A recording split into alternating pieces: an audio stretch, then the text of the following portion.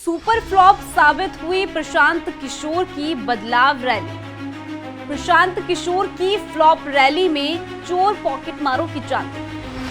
बिहार में प्रशांत किशोर के खिलाफ रची जा रही है साजिश। बिहार में सियासी जमीन तलाश रहे प्रशांत किशोर को एक बार फिर से फसीहत का सामना करना पड़ा है। चुनावी रणनीतिकार से नेता बने प्रशांत किशोर की बदलाव रैली की हवा निकल गई। दावा तो किया जा रहा था कि इतनी बड़ी भीड़ होगी कि गांधी मैदान का कोना कोना भी नहीं बच पाएगा, लेकिन 95% कुर्सियां खाली पड़ी रह गई। लेकिन अपनी फसीहत ना हो, इसके लिए प्रशांत किशोर ने शातिर दिमाग चलाकर प्रशासन पर ही इसका ठीकरा फोड़ दिया ताकि कम से कम उनकी फसीहत ना हो। लेकिन प्रशांत किशोर की रैली भले ही फ्लॉप हो गई हो, लेकिन चोरों की चांदी जरूर हो गई है। रैली में आए लोगों के सोने की चेन और मोबाइल फोन गायब हो गए हैं, जिसे लेकर थाने में रिपोर्ट दर्ज कराई गई। इस रैली में हुए पूरे बवाल के बारे में आपको बताएंगे, लेकिन उससे पहले आयोन भारत को सब्सक्राइब कर लीजिए। स्वागत है आपका, मेरा नाम तान्या अधिकारी।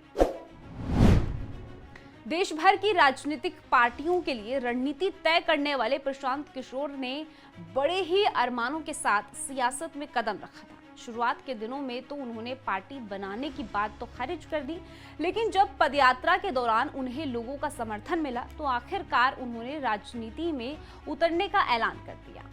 लेकिन उनका राजनीतिक करियर शुरू होने से पहले ही बुरी तरह फ्लॉप हो गया है। 11 अप्रैल को पटना में आयोजित जन सुराज पार्टी की बदलाव रैली को लेकर कई बड़े बड़े दावे किए जा रहे थे। प्रशांत किशोर तो कहा जा रहा था कि सुपर हिट हो रहे हैं।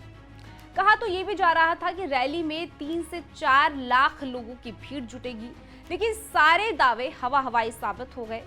रैली में लोगों की भीड़ नहीं पहुंचने पर प्रशांत किशोर ने कई बार अपनी टाइमिंग बदली और आखिरकार शाम 6 बजे प्रशांत मंच पर पहुंचे तो उन्होंने लोगों की कम भीड़ के लिए सीधे साफ माफी मांगी पहले, और फिर प्रशासन पर सीधा आरोप मढ़ दिया। उन्होंने कहा कि इजाजत मांगने के बाद भी प्रशासन ने जानबूझकर लोगों को सड़क पर फंसाए रखा ताकि लोग रैली पर ना पहुंच सके। लेकिन प्रशांत किशोर का ये बहाना कुछ समझ नहीं आता है। हाल ही में राहुल गांधी पटना पहुंचे थे, वहां उन्होंने रैली की, तो उनकी तरफ से तो ऐसे कोई बहानेबाजी नहीं की गई। हालांकि पिछले 2 महीने में राहुल गांधी 3 बार बिहार के दौरे पर जा चुके हैं, लेकिन अब तक कांग्रेस पार्टी की तरफ से इस तरह की कोई बातें नहीं की गई। यहां तक कि तेजस्वी यादव इतनी बार रैली करते हैं, उनकी तरफ से आज तक इस तरीके का आरोप नहीं लगा। फिर समझ के परे है कि नीतीश कुमार को प्रशांत किशोर की रैली से ही दिक्कत क्यों होगी। लेकिन प्रशांत किशोर की रैली फ्लॉप हुई सो हुई, लेकिन इस रैली में चोरों की चांदी जरूर हो गई है। इस रैली में कहा गया कि चोर गिरोह एक्टिव हो गए। बताया गया कि जन सुराज कार्यकर्ताओं के गले से सोने की चैन और जेब से मोबाइल फोन चोरी कर लिए गए, जिसे लेकर पुलिस के पास शिकायत भी दर्ज कराई गई।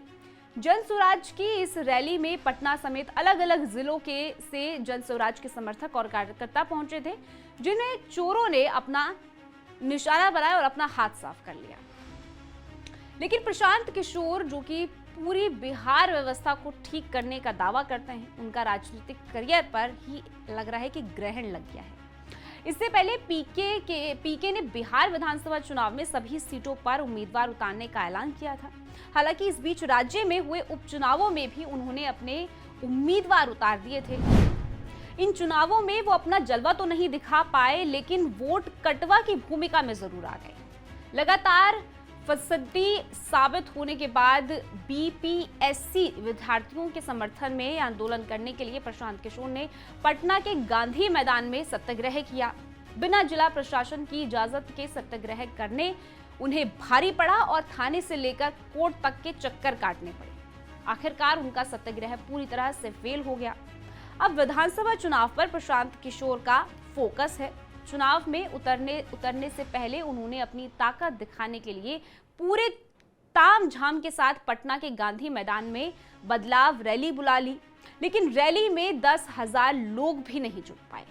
ऐसे में प्रशांत किशोर, जो कि नीतीश कुमार को सीधी टक्कर देने की बात करते हैं, उन्हें एक बार फिर से अपने राजनीतिक करियर पर मंथन करने की जरूरत है। इस रिपोर्ट में फिलहाल के लिए इतना ही। पूरी खबर को लेकर अपनी राय कमेंट सेक्शन में जरूर बताइएगा। बाकी देश और दुनिया की ऐसी खबरों के लिए जुड़े रहिए आयुन भारत।